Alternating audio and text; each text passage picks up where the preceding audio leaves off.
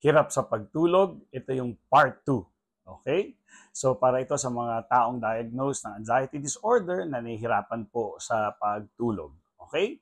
So marami, no? Maraming ways para matulog.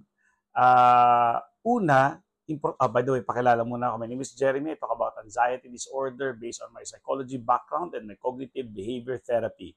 Hindi po ako doktor, hindi po ako practicing psychologist, hindi po ako mental health health professional. No, I talk about anxiety. I spread awareness, no, na scientific based, no, at yung mga bagong kaalaman kung paano ma-manage ang mga symptoms. Okay? So, pwede nyo akong kausapin. You can message me sa Anxiety Disorder Philippines Facebook. At pwede nyo mapanood yung mga kabuuang videos sa aking YouTube. Hanapin lang yung pangalan ko, Jeremy Hamili. Okay? So, umpisahan natin. Again, gusto ko lang i-emphasize talaga na ang anxiety natin ay nanggagaling sa fear, sa takot. Okay? Sa fear, sa takot. Ang taong may takot ay walang kaalaman, kulang sa kaalaman, mali ang kaalaman, at hindi nag-iisip. Okay? So para ma-address yung hirap sa pagtulog, kailangan ma-address yung mismong kinakatakutan niya. Halimbawa, sinasabi niya sa isip niya, hindi, dapat 8 hours daw yung tulog. So yung mga ganun. Nagigising ako sa gitna ng pagtulog, hindi na ako makabalik sa tulog. Paano ako bukas? So, ang daming mga worries and fears. Okay? Ngayon, bibigyan ko kayo ng mga evidences. No? Usually, ang karamihan sa atin ay tayo mismo ang gumagawa ng worries natin kaya tayo nahihirapan matulog. For example, yung mga doctors, no, yung mga doctors na halos 24 hours sa ospital, no, on call, nandun sila kasi kasama sa trabaho nila yan, no. Yung mga call center people na sa gabi sila nagtatrabaho, yung mga security guard, no, chef nila sa gabi, no, yung mga magulang na kapanganganak lang ng kanilang mga sanggol, no. So, itong mga taong to, nasabi ko ba yung mga sundalo? Yeah, yung mga sundalo at ilang buwan yan, no? Naka-assign sila, nakadestino sila sa mga giyera, no? So, itong mga taong to, obviously, alam natin na kulang sa tulog o yung iba pa talaga, walang tulog. Okay?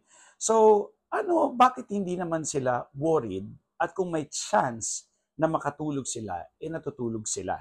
Okay? Tingnan natin yung difference ng pag-iisip ng mga taong ito versus sa taong may anxiety disorder. Okay? Sila, ginagawa lang nila yung buhay nila, yung trabaho nila, tanggap nila yon, alam nila na ang shift nila sa gabi, kailangan nila magtrabaho sa gabi, may mga complaints na wala na ako tulog, pagod na naman ako, and that's just it. But ang taong may anxiety disorder, sinasabi niya sa isip niya, dapat 8 hours yung tulog ko kasi yung immune system ko bababa, etc., etc., etc. Okay? Pero hindi ganun ang buhay. Hindi porket kulang ka sa tulog, yun yung mga mangyayari sa'yo. So, hindi ganun kasi magaling din yung ating katawan. Kaya niya tayo i-protect. Kaya nga sa gabi, kulang ka sa tulog, pagdating mo sa umaga, naantok-antok ka kasi yung katawan mo, gusto ka niyang ipahinga. So, ibig sabihin, may mekanismo siya, alam niya kung kailan ka dapat, kailan siya magte-take control, no? Pero minsan, kailangan natin siyang disiplinahin. Okay? Disiplinahin. Like for example, hindi ka natutulog sa gabi, pero pagdating ng umaga at tanghali, antok na antok ka. No? Didisiplinahin natin siya na hindi natin siya pagbibigyan. Okay? Kasi dapat ang tulog sa gabi lang. Hindi ka dapat, porket hindi ka natulog sa gabi, babawi ka sa umaga, tanghali. Huwag niyo pong gagawin yun. Okay? Ang gagawin ninyo, hihintayin yung maggabi talaga para masabi nyo sa katawan ninyo at madisiplina nyo siya na sa gabi lang ang tulog, sa umaga dapat nagtatrabaho or kung ano man yung ginagawa natin. Okay? So again, going back, importante, no? Importante na ma-address mo na yung mga kinakatakutan ninyo. Halimbawa, yung sinasabi ninyo na dapat 8 hours, etc. etc. Tingnan niyo yung mga magulang ninyo. Ngayon, lolo't lola na sila. Tapos ilang kayo magkakapatid? Ilang buwan silang puyat. Pero ngayon, lolo't lola na sila. Namatay ba sila? Na-stroke ba sila? Or yung maari, iba na-stroke talaga. Pero hindi lang yun sa tulog. Dahil sa cholesterol at yung hindi healthy yung lifestyle. So maraming factors. So hindi nyo pwedeng i-attribute yung na-stroke na yon because of sleep only. Kasi maraming factors. Okay? Tandaan ninyo ha, every day meron tayong may anxiety tayo kahit yung mga taong walang disorder. But at night, when we rest, nag-heal din yung body natin. Gaya ng sakit na trangkaso. Days, no? Halos mag 1 week, kailangan na natin ipahinga, yung katawan natin may capacity to heal. So, hindi porket hindi kayo natutulog, that's it, at permanente siya. Hindi siya permanente. Gaya ng mga magulang natin na may bagong baby, ilang buwan silang magsasakripisyo, gigising sa madaling araw para magpadede, itimpla ng gatas, but they're still alive. They're lolo and lolas now. Okay? Yun lang gusto ko sa inyo ibigay na assurance na wag masyadong tutukan, no? Yung takot.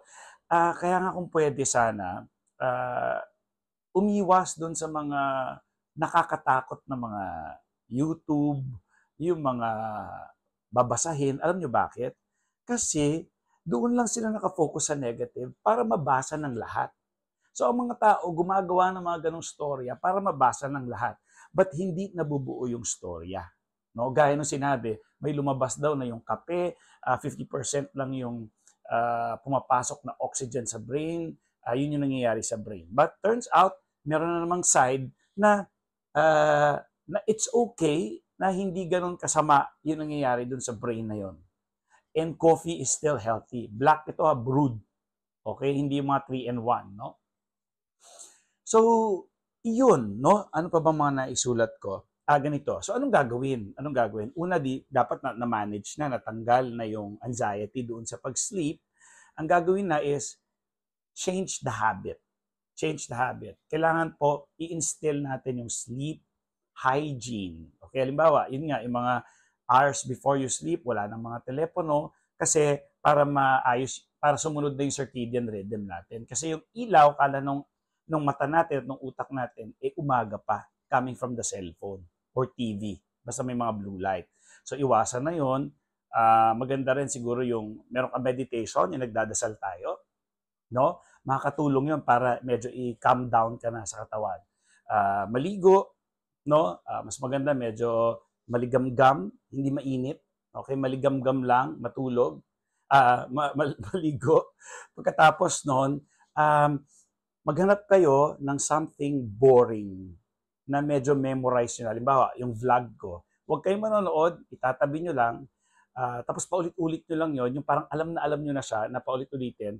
So kung magising kayo sa madaling araw, i-play nyo lang yon and you just listen to it para yung utak niyo hindi pumunta kung saan-saan.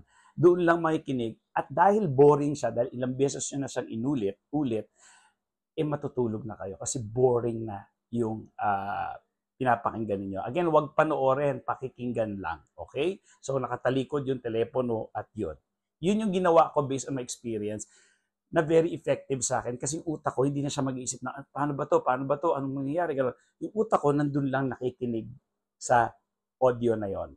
Again, wag manonood. So, isa lang yon doon sa mga ways para makabalik tayo sa tulog. Also, may mga tao na feeling niya, hindi sila nakakatulog sa gabi. But in reality, nakakatulog sila. Gaya ko, sample. Minsan nagising ako 2:00 sa madaling araw.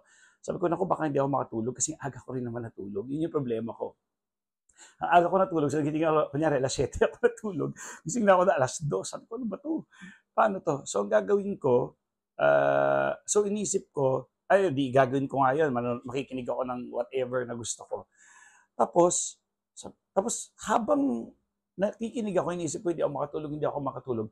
Pag move kong gano'n, pagtingin ko dun sa relo, 5 o'clock na.